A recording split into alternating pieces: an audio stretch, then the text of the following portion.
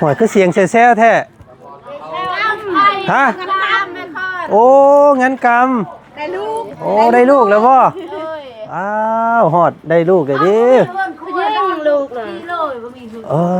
บ่มีโอ้เพิ่นได้คลอดแล้วเอาเพิ่นพากันงั้นอยู่มางั้นกรรมอยู่พี่น้องในทางนี้เนาะขออนุญาตเด้อขอขึ้นเฮือนนี่เด้อ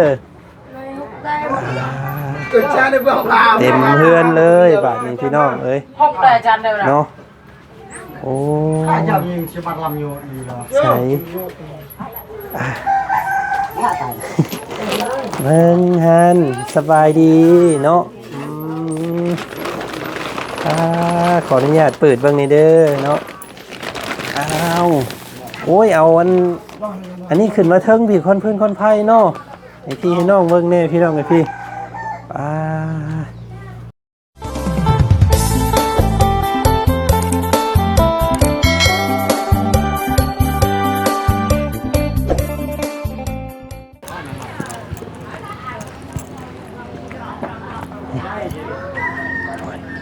พี่น้องมื้อนี้แขกคนเพิ่นคือตุ่นคือโฮมเกิบขึ้นหลายแท้เนาะเฮือนน้องอ่อนเพิ่นบ่แม่นเราคลอดแล้วบ่อันนี้พี่น้องว่าสงสัยเราคลอดแล้ว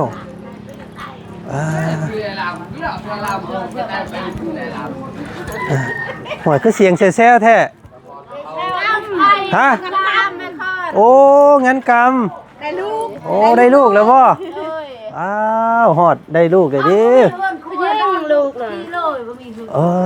บ่มีโอ้เพิ่นได้คลอดแล้วเอาเพิ่นพากันงั้นอยู่งั้นได้กับดินเบิ่งได้ตีนได้มือกันอยู่เนาะทางนั้นเนาะบ่มีเฮือนไฟบ่มีเฮือนครัวพี่น้องไอ้เนาะเพิ่นได้พากันขึ้นอยู่เทิงพุ่นโอ้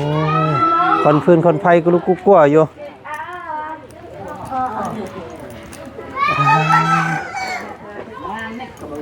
โอ้ยเอาเนาะทักทายสบายดีเด้อพ่อแม่พี่น้องมัตสุกุสุคนเนาะมื้อนี้ทางบ่จันตัดภาพขึ้นมาทางที่มาเยี่ยมมายามน้องอ่อนแม่ลูก3มื้อก่อนคือสิบ่แม่นแม่ลูก3เด้อบาดนี้พี่น้องเอ้ยเนาะน่าสิเป็นแม่ลูก4เด้อพี่น้องน้องอ่อนเพิ่นคลอดแล้วว่าซั่นเนาะขึ้นเยี่ยมเบิ่งได้บ่ขึ้นเบิ่งได้บ่ได้อยู่เนาะขอโทษเด้อเพิ่นพากันมางานกรรมอยู่พี่น้องในทางนี้เนาะขออนุญาตเด้อขอขึ้นเฮือนนี่เด้อเต็มเฮือนเลยบาดนี้พี่น้องเอ้ยเนาะโอ้ใช่เบิ่งหันสบายดีเนาะขออนุญาตเปิดเบิ่งนี่เด้อเนาะอ้าวโอ้ยเอาอันนี้ขึ้นมาเทิงพี่คนเพื่อนคนไพ่เนาะไอพี่ให้น้องเบิ่งแน่พี่น้องไอพี่ปึ๊บสบายดีน้องอ่อนเด้อคลอดเรียบร้อยคลอดมื้อใดนี่น้องได้2 มื้อแล้วโอ้ยผู้ชายบ่ผู้หญิงเอ้าใช่ว่าผู้ชายได้ผู้หญิงคือเก่าพี่น้องไงได้ผู้หญิงคือเก่าเด้อเนาะน้องอ่อนเพิ่นนี่พี่น้องเอ้ย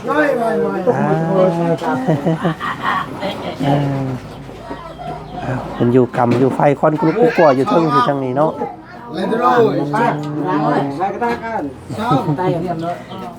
นอนแต่งแม่งอยู่เนาะแข็งแห้งดีอยู่เนาะพี่น้องคนเพิ่นก็มางั้นอันนี้พี่น้องเนาะงั้นงั้นเบิ่งลายมือดูเนาะโอ้จังซีเมนเจ้าไล่ตั้งแต่มืออันไปขายอันนั้นบ่ที่เฮาอันซื้ออันว่ายังเกาะซื้อหน่อไม้บ่ซอยมือน่ะตั้งแต่มาแต่มือหันกับมือนั่นแหละเนาะซื้อเมนบอกโมเมนต์ปลาอันนั้นหน่อไม้เนาะเขาซื้อซอยมือเนาะโอ้นี่ดูคนที่ดังเลยเนาะเป็นผู้หญิงคือเก่า แม่ลูก4เด้อบ้านนี้พี่น้องเพิ่นป้ามันก็ฮ้อนแน่อยู่เทิงเนาะไผเฮ็ดให้ไผเฮ็ดจูพื้นจูไผให้นี่ผัวเจ้าบ่ no nè เคยdựng nốt lạ พี่น้องไหมอันนี้ลูกเพิ่นบางใหญ่นึกลูกก็ได้เนาะนี่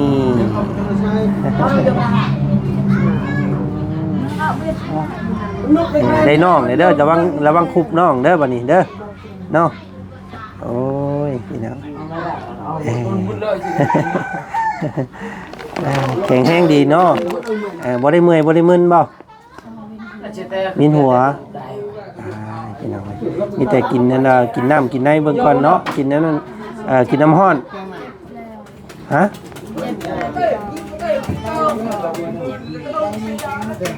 อ๋ออันไปคลอดอยู่ไสคลอดอยู่นี่บ่อยู่ห้องหมออ๋อคลอดอยู่สุขศาลาห้องหมอบ้านพุ่นเนาะได้ง่ายอยู่บ่ยินดีนำเด้อเนาะกี่ว่าได้ลูกชายได้ลูกสาวพี่น้องเลยน้องอ่อนเพิ่นเนาะ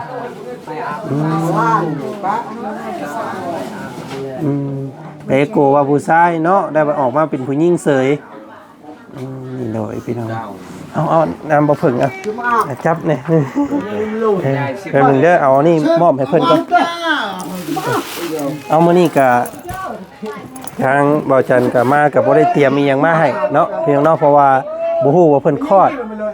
แล้วก็สิเอานี่แหละให้เพิ่นพี่น้องเอ้ยถุงยังชีพเนาะเป็นข้าวเป็นอันนี้ก่อนไว้ให้เพิ่นเบื้องต้นก่อนเนาะนี่เด้อน้องอ่อนเด้ออันนี้อันทางเงเพิ่นฝากมาให้จ่ายก็เลยเอาให้เจ้าเด้อเนาะผัวไปไสซะนี่รับจ้างเหรออ๋อผัวไปรับจ้างแล้วพี่น้องครับใส่มาเบิ่งอันหน้าน้องกันยกพี่น้องตะม้อยอยู่เนาะเห็นบ่บ่เพิ่งเห็นบ่ผู้งามเนาะคลอดได้2 มื้อนี่เนาะวันหยังก่อเพิ่นคลอดวันอังคารเอาผ้าวัดมาอ้อมไว้ซื้อพี่น้องเพิ่นบ่มีเฮือนครัวเนาะก็ทนอยู่เทิงๆพี่แหละให้เซาซะก่อนเด้อจังออกเด้อไผเด้อเนาะบ่เข้าออกไวเด้อย่านอันตรายเด้อเนาะยังบ่ทันได้ตั้งชื่อเนาะอยู่ออกฟืนออกไฟซะก่อนจังตั้งชื่อตั้งเสียงให้เพิ่นใหม่เนาะโอ้ผู้หญิงพี่น้องเอ้ยดีใจนำเด้อก็ให้ใหญ่ไวๆเด้อเนาะเอาเดี๋ยวเราเบาสิอันผูกหับแขนอันผูกหับขวัญเอาเด้อเนาะพี่น้องเนาะเดี๋ยวสิแป๊บนึงอันนี้หับขวัญเอาเจ้าเด้อนี่แหละเนาะจากสิใส่ซื้ออย่างนี้ให้เพิ่นบัดนี้เนาะแต่มื้ออยู่งามคือเอ้ยได้นี่เนาะเอ้ยเพิ่นไปทางใดเบิ่นไหลเอ้ย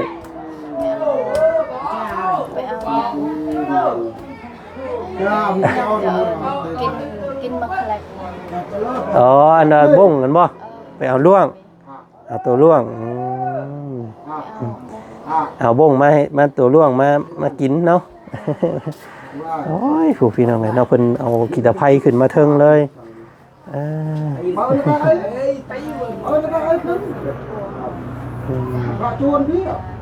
เพิ่นนอนอยู่ตารางให้เจ้าอันนี้แล้วก่อนเนาะเฮือนเป็นยังไงคือแตกเพิ่นตีบ่เพิ่นเคาะเวลาเพิ่นมือเพิ่นขึ้นก็เพิ่นตบตีมันก็เลยแตกเนาะเฮือนผ่าเฮือนเนาะโอ้ยคำนั้นก็ไว้ให้เพิ่นซ่อมให้เด้อบ่ได้เด้อมันมุนหลายแผ่นเติบได้พี่น้องเห็นบ่เวลาผัวเพิ่นมือมันสินมันพรแต่มันมือนะครับมันจะพีตลอด สิว่าจังไดบ้านพี่น้องมีแต่เบิ่งลูกเบิ่งเต้าเด้อเจ้าก็ได้เนาะคลอดแล้วพอแล้วบัดนี้เด้อเนาะบ่เอาอีกยาเด้อลูกเด้อพากันซักยาซะบัดนี้ซักยากินยาคุมเอาซะเนาะหลายคนเนี่ยได้4คนแหละเนาะจะปราบลูกน้อยได้ออกมานี่พี่น้อง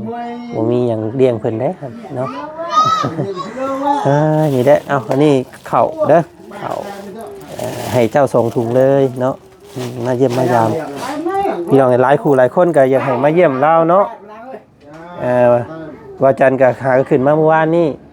บ่ได้ฮู้เลยว่าเพิ่นอันนี้นี่พี่น้องเลยสิเมนมื้ออันที่ว่าจันซื้อน้ำไม้ซอยเพิ่นนั่นแหละหลังจากหันมาแล้วก็สิเมนเจ็บท้องเลยแต่เบิ่งเนาะโอ้ยินดีนํแต่ว่ากะเราอยากได้ลูกผู้ชายพี่น้องเลยแต่ว่าบ่ได้ซ้ำมีแต่ผู้หญิงเอ้ยต้อยบาด ลูกเพิ่นเนาะทุก4คนผู้หญิงเบิดเลยพี่น้องเอ้ยจังไดล่ะบาดนี้เอาในใดกับลูกเฮาคือเก่าเนาะฮักแพงเอาคือเก่าเด้อบ่เป็นหยังดอกผู้หญิงก็เอามาเฮือนก็ได้ผัวก็ได้เลี้ยงแม่ก็ได้เนาะ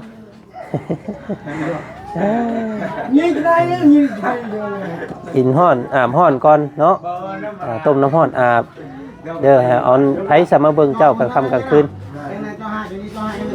ผัวนี่แหละเบิ่งนี่เด้พี่น้องเอ้ยเพิ่นก็ฮักก็แพงอยู่เด้เนาะทางญาติเจ้าทางพุ่นได้บ่ได้มาบ่มาอยู่บ่พี่น้องเจ้าอยู่บ้านนะบอกเพิ่นฮู้แล้วบ่ฮู้ซ้ำ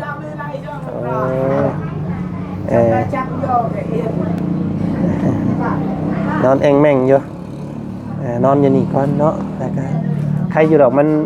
บ่ได้หนาวปานใดฝนก็ตกมื้อวานนี่พี่น้องเอ้ยเบิดมื้อเลยเนาะคลอดแล้วพี่น้องเอ้ยมื้อนี้เป็นแม่ลูก4แล้วบัดทีนี้เนาะเอามื้อหน้ามื้อในว่าจันทร์สิมาเยี่ยมใหม่อีกเด้อเนาะพากันกินน้ำกิน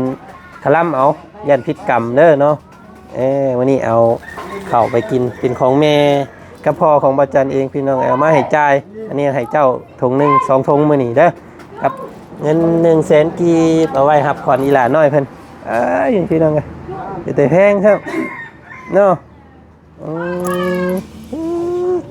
น้องอย่างเด้ใส่ซื้อนี่พี่น้องตั้งซื้อให้เพิ่นนี่เด้อพี่น้องเด้อ เนาะน้องอันยังก่อซื้อลูกกกของเจ้าเมืองคอนแล้วก็น้องทอนแล้วก็วันทองอันนี้ซื้ออย่างน้อบาทนี่พี่น้องเลยเนาะน้อง เอาเดี๋ยวจังว่ากันเนาะออกพื้นออกไพ่ก่อนกะบาชิอยู่จังมืออยู่นี่กะบาชิอันอยู่กำจังมือประมาณ5 มื้อเนาะมันห้อนตารางเราก็ตะกี้อยู่ตารางบ่แล้วพากันขึ้นมาเนาะซานเพื่อนกับบ่ได้หงได้หัวที่เนาะแน่นหนาดีอยู่แต่ว่าเสียแต่มงนี้แหละเพิ่นเอาเพิ่นทุบเพิ่นนั้นมันแตกก็แตกเลยได้มันบ่ได้คือผาบ้านบ่ได้คือผาไม้เด้เนาะเอาก็รักษาเอาเป็นเฮือนของซุมเจ้าหั่นแหละเนาะมันอยากให้มันเก่าอยากให้มันเพ่ก็เฮ็ดเอาจักสิว่าจังใดเนาะเป็นกำลังใจให้เด้อ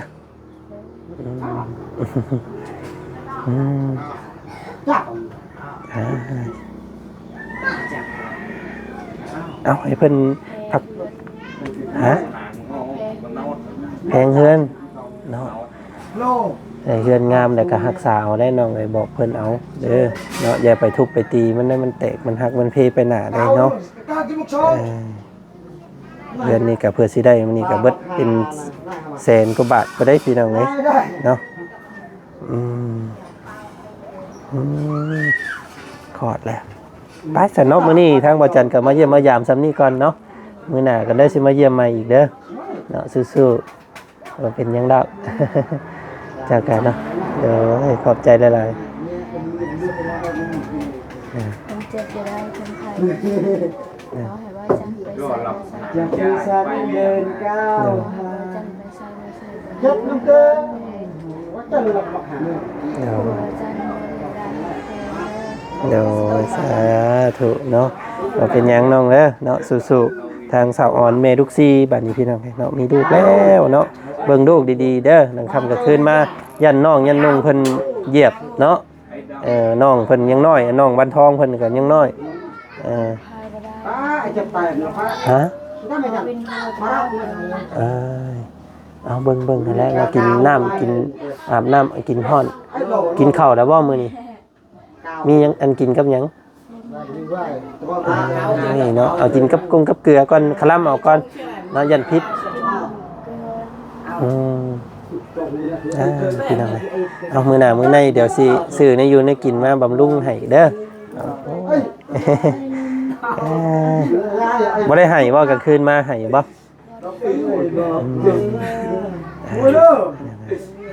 เอาเนาะรบกวนน้องเพิ่นพักผ่อนซะเด้อพากันนั่งพิงไฟนะจุกซุมเข้าเลยไฟบ่ให้มันขาดไฟเด้อเนาะเอาไปก่อนเนาะสบายดีเอาเป็นเฮ็ดซุ่มไว้กันพี่น้องอีกทางอุ่นเฮือนเพิ่นพี่น้องทางนี้เนาะก็เป็นประเพณีธรรมดาบ้านเฮาก็คือกันเนาะอยู่เฮือนกรรมครัวหมอกรรมอยู่ไผเบิ่งลายตีนลายมือว่าซั่นซะเนาะบ่ได้มาเยี่ยมเฮิงตึกพี่น้องคอดเลยเด้อว่าซั่นเนาะก็แต่นางเพิ่นก็ยังบ่ทันได้เฮ็ดเลยพี่น้องเพราะว่าน้ำบ่มีเนาะน้ำที่จะไปฮดอันละพักหญ้าเพิ่นบ่มีแล้วก็บ่บุญเพิ่นซื้อมาแล้วก็อยู่นี่คือเก่าบัดนี้เนาะเฮ็ดจังได๋พี่น้อง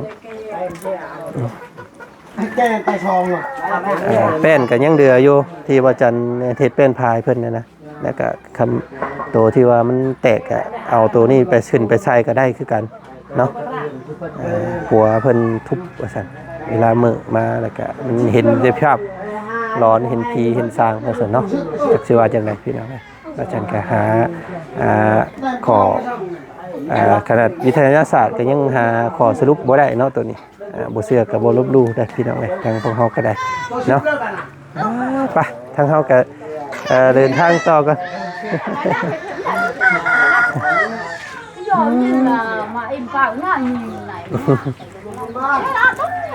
เป็นคลอดได้2มื้อเลยเนาะได้ผู้หญิงเนาะไปเอ็กโกเบิ่งคือว่าผู้ชายเนาะสิแม่นเพิ่นเบิ่งผิดเนาะเบิ่งเพิ่นน้ำเพิ่นนี่เด้อเนาะเยี่ยมเบิ่งลาวนี่เฮานี่ไปบอกได้3คนเนี่ยไปของเฮานี่โอ้แม่เต็มไปให้ไปลำ3คนพากันไปเบิ่งอยู่ห้องหมอน่ะบ่บ่มีพี่น้องเฮานี่พี่น้องลาวเบิ่งลาวนั่นแหละเนาะเฮ็ดได้ซะได้นี่นั่นเลยอุ้มลูกเมื่อเดี๋ยวเฮานี่อุ้มมีพี่น้องใครแน่ในมีพี่น้องเบิดเท่าใดอันห้องหมอเพิ่นเอาช่องแทนชิปเฮานี่จ่าย210,000นี่นั่นเลยอย่าให้ละล่ะเอาแต่ทงยาจักเฮ็ดจังได๋เนาะซอยเพิ่นไปแล้วเดี๋ยวมื้อหน้ามื้อในสิเข้ามาเยี่ยมเพิ่นใหม่อีกมื้อนี้ก็มาเยี่ยมเพิ่นพอแต่เอาถุงยังชีพกับบรรดาเงินให้เพิ่นเราว่าเราเมื่อยเนาะก็ธรรมดาได้ลูกเนาะก็เมื่อยแล้วเป็นเดือดเฮาเสียหลายเด้มีแต่เบิ่งบ่มีอยู่กับผักบ่มีใครก็ไปเอาเนาะน้ำในก็บ่มีเนาะจักสิเฮ็ดจังได๋ลูกมันให้หมดมือหมดคืนลูกน้อยเพิ่นบ่ลูกแน่นอนท่านนี่เงียบละโอ้จะกินนมอัน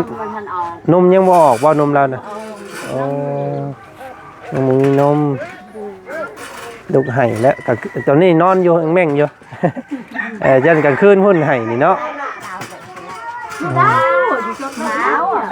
บ้านเนี่ยไปหาเอาไว้คุณให้ลูกนอนในตารางช่องคืนแล้วจังพากันฮุบขึ้นเทิงบัดนี้